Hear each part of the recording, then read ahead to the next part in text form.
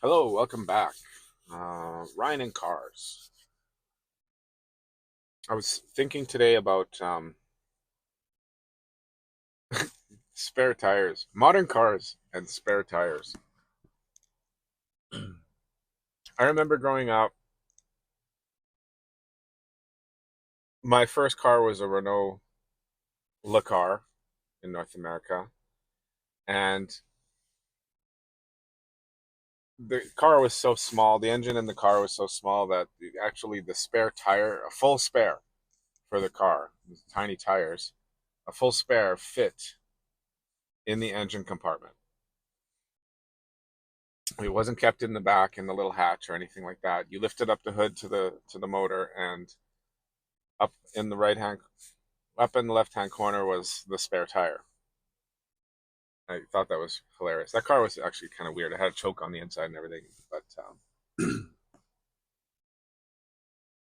but generally speaking, every old car that I bought and sold always had a full size spare in it. We're getting closer to the 90s, and sometimes you'd end up having to buy a spare for a car. I remember my parents having to buy like for my dad's trucks and stuff like that. We would have to buy a full size spare because we always wanted a full size spare on hand because nothing's worse than getting a flat tire in the middle of nowhere. And back in the day, there were no donuts, there was no tire filler foam things, no emergency. You had to have a full size spare. So we always kind of made that a priority in our household to make sure that the cars always had a spare tire in them. And for the most part, yeah, every car that we've owned had a spare tire in it. Even the Camry had a full size spare. Didn't have a donut, it had a full size spare. And I remember selling Toyotas, actually, as a matter of fact, and you could choose the option. And most cars, during the 2000s, you could go through the options list and you could option out like for a full size spare. If it came with it, sometimes they all came with a donut, generally speaking. Not all of them, but generally speaking, the car came with a donut. But you could upgrade to a full size spare. And it would take more trunk space and things like that. I know if you anybody who does 4x4ing, they have at least one full size spare on board. Some more. The very first car that I had that had no spare tire or donut was my BMW 3 Series. And I remember that because, well, BMW was, I think, the first company to do this, where they didn't offer that at all because what came standard on the cars was run flat tires. And quickly people found out that those run flat tires are terrible to drive on. They make the ride terrible, super bumpy. So what they would do is they ditch the run flat tires and go out and get a whole brand new set of air tires. And BMWs, even though those 3 Series back in the day, in the 2000s, they had this giant well in the back underneath, you open up the trunk and then you lift up the little separator thing, and there was a giant well in the bottom there. It didn't fit a spare tire, it didn't fit a donut, didn't so your spare tire you would have to throw in the trunk if you had a spare tire. Now my BMW, I didn't do that. I bought the emergency roadside foam thingy because the car had air tires on it, and I didn't want to be driving somewhere and get a flat tire because there were super low profile tires that were on there and be stuck.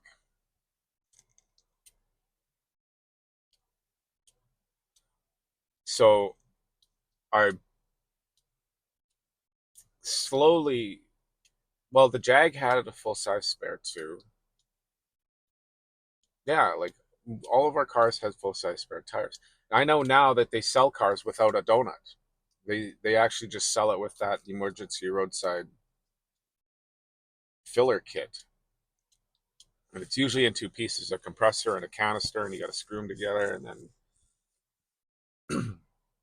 you got to do it on the side of the road. Figure all that out on the side of the road.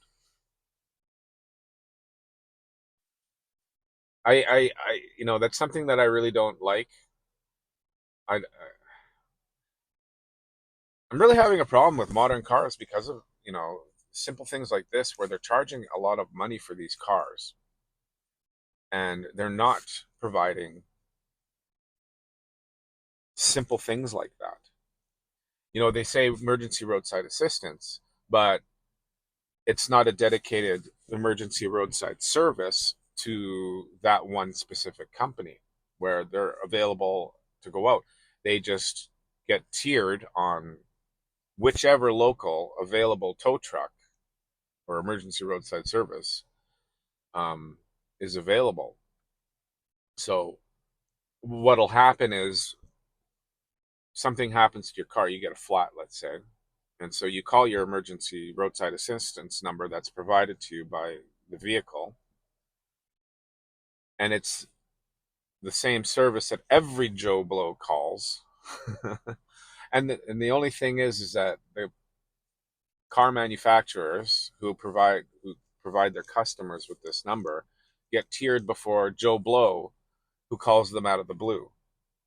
So Joe Blow, who calls them out of the blue, has to wait 4 hours, whereas you will have to wait probably only 2 or 3, because it's not just you and your Dodge or you and your Honda or you and your Kia who get that roadside assistance. It's all of them. So when the weather's bad and things go wrong with cars, everybody's cars goes wrong, and so you're waiting with everybody else, with who's calling from Nissan, who's calling from Acura, who's calling from Mercedes, and the people who, yeah, it's so you're waiting and you're waiting and you're waiting. It worked out very good in the beginning when car manufacturers were doing that or dealerships were doing that, providing that roadside assistance number. Now it's everybody has that with their car. Even used cars sell that roadside assistance package with the car. So it doesn't work. It's just like calling them up out of the blue and saying, I need a fix on I need some help with my car. Come and help me. And then they'll say, yeah, it'll be 2 days away.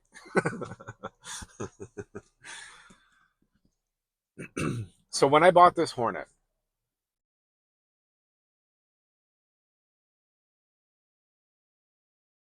it's just like any other brand new modern car where it didn't come with a spare or a donut. It came with that emergency kit, roadside kit. And it looks like it comes in this big round styrofoam thing, and it looks like, hey, that'll fit a donut, but it doesn't. But it makes you think and feel like, oh, I'm going to be taken care of if I get a flat, right? So I was on the Dodge Hornet owners forum, and we were all kind of talking about, getting, what's available, because the cars were still new, and nobody had a spare or a donut with their cars, because you couldn't even order them from the dealership. They didn't have them. They didn't have them available. There was lots of stuff that wasn't available when these cars first came out.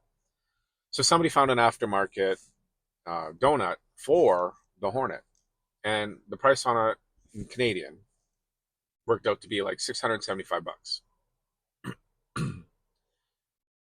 So when I went looking on the forum there for that, a spare tire, because I was making a cross country trip sort of thing in my car, and I needed a spare tire or a donut just in case. Back from driving, the I thought, you know what? That's probably this. I could probably get a full size spare for the same price. Why would I want a donut? Now, the donut for the Hornet, you actually cannot just go out and buy one. You know, you can't just go to Costco or a tire shop and say, "Hey, can I take one of the donuts that'll fit my car?" Because finding tires for this vehicle is actually very difficult. The ratio and the spacing of the wheel nuts, bolts, um, isn't like a standard size. It's a special size, and I learned that the hard way. So if you were going to go out and buy the donut for the Hornet, you had to go out and buy that specific aftermarket donut made specifically for this car. So when I went out and said, I'm just going to buy a full size spare, the tires weren't a problem. It was actually the rim. When I Everybody had the tire. Everybody said, yes, yes, I can find it. Yes, yes, I can find you. Yes, yes, yes, I can find you. I found a bunch of places. And then I'd say, it's a Hornet, and can you find me a wheel? Can you find me a rim? And they're like, no, no, nope, nope, nope, nope, nope. And I found one, one guy who's Big O Tires in Victoria, best shop to go to. Uh, he had a look around, and it took him a couple of days, and he called me back and he said, yes, I found a rim that would fit. And when I went to go see him, I got them to put it on the car to see exact, and I'm really happy I did that. I got them to put it on the car before I left. I'm like, let's see, let's put it on the car, because if it is this much of a problem, let's make sure it works, because I can't pull it out of the trunk and then put it on the car and then it not fit on the side of the road in an emergency situation on the side of the highway, right? With a fully loaded trailer, because I pulled a trailer in the big move. So they did that, and what happened was, first of all, they didn't know the jacking points on this car, because it is a luxury brand thing. All the jacking points are covered by a plastic plate. It's kind of complicated, like a BMW, where you have to have those special things that go in, and then you can jack it up. You just can't jack up on those plastic nubs. If you've owned a BMW, you know what I'm talking about. In this car, it's got special doors, special coverings, and you have to take those coverings off to get to the jacking point. So he said, no, no, we won't do that. We'll just do it on the axle, the wishbone thing. And that's what they did. They jacked it up and put the tire on, and the bolt pattern fit perfectly, except around the hub there was space. So he had to run back in, and ran back out with a bunch of spacers for the hub. And we tried a bunch, and he found the size that would fit. And he goes, I had a really, really difficult time finding, like, I found this rim for you. It was cheap and all of this. Well, yeah, it was cheap, relatively speaking. Didn't match my rims, and I didn't want to go to the dealership to try to get another rim and all of that. And I just thought, I just wanted a cheap rim for emergency only, sort of thing, right? I didn't want to pay $1,000 for a wheel. And Dodge probably didn't have any. That was the other thing, right? He's like, I think I did call Dodge and say, hey, I need full size spare for my Hornet, blah blah blah blah, and they're like, they're not available. Don't have any available. You're better off to go to a tire shop. And I said, okay, so that's what I did. I went to a tire shop. That's right. Went to the tire shop. He's like, yeah, I had a really hard time. He goes, the bolt pattern, even though it's a 5 bolt or whatever it is, he goes, the ratio and the spacing and stuff like that, they don't make a lot of them. Probably because the car is so new, there's not a whole lot of aftermarket. I'm like, that's the story I'm getting. He goes, but I found this one here. And he goes, and to be honest with you, there's nothing else out there. I think there was another rim, and it was a couple $100 more. And he's like, I wanted to keep it in price range with what we were talking about, so I got this rim here. It was nice. It was an alloy rim and everything like that. It was black like the rims on this are, just a different style. And put it on, put the spacer on, and then he told me that story, and then put the other tire back on, threw it in the back seat to take it home because I needed to be able to put that spare tire back in the trunk. And I can now see why full size spares don't come with cars. So it's an 18-inch rim with a Goodyear, or is it a Goodyear Eagle touring tire on it.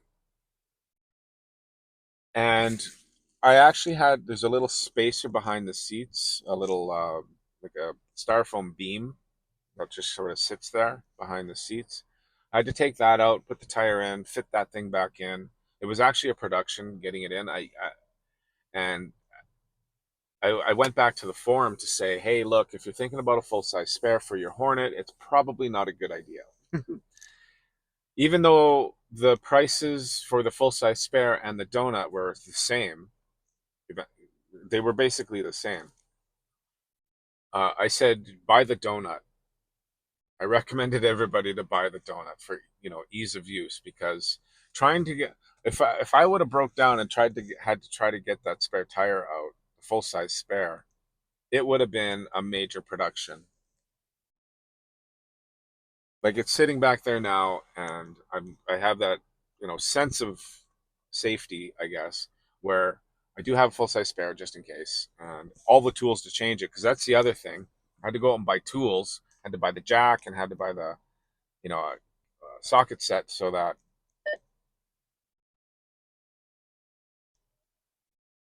socket set to be able to change the tire. Because if it doesn't come with the donut, it doesn't come with the jack, and it doesn't come with the wrench, right?